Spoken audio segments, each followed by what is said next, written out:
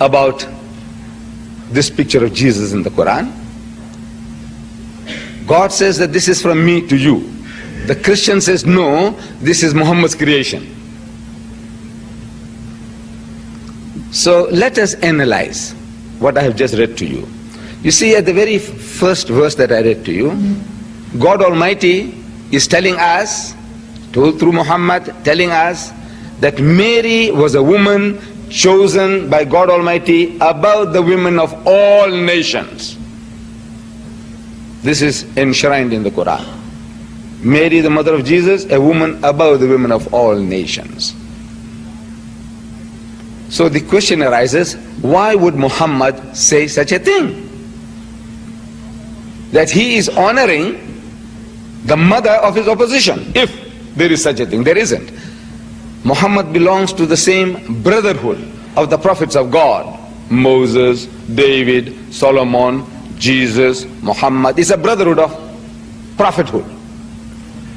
But from the Christian point of view, Muhammad is an opposition. He is a challenger to the integrity and position of Jesus.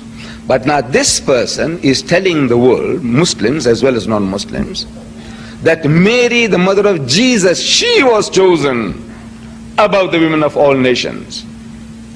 And this he is telling in the first instance to his own people. Because Muhammad, he will admit, was an Arab.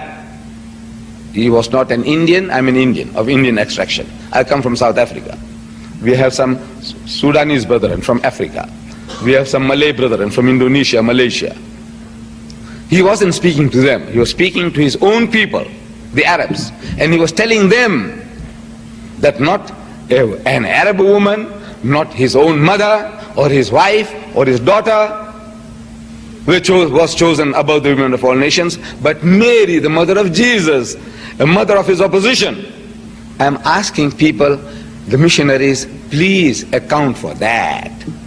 Why would an Arab go out of his way to provoke other Arabs, telling them that a Jewess, a woman from a nation that has been looking down upon them for 3,000 years, a nation that was looking down upon the Arabs for 3,000 years, they keep on repeating that Father Abraham had two wives, Sarah and Hajara. They say Sarah and Hagar. And they say that Sarah was his legitimate wife. But Hajara was a bondwoman, a slave woman. And her children, they disparagingly describe as the Hagarines, the children of Hagar. Hagarines. There's a new term they have invented, the missionaries. And in their books they say, now Islam is not Islam, which means a religion of peace, but they say it's Hagarism.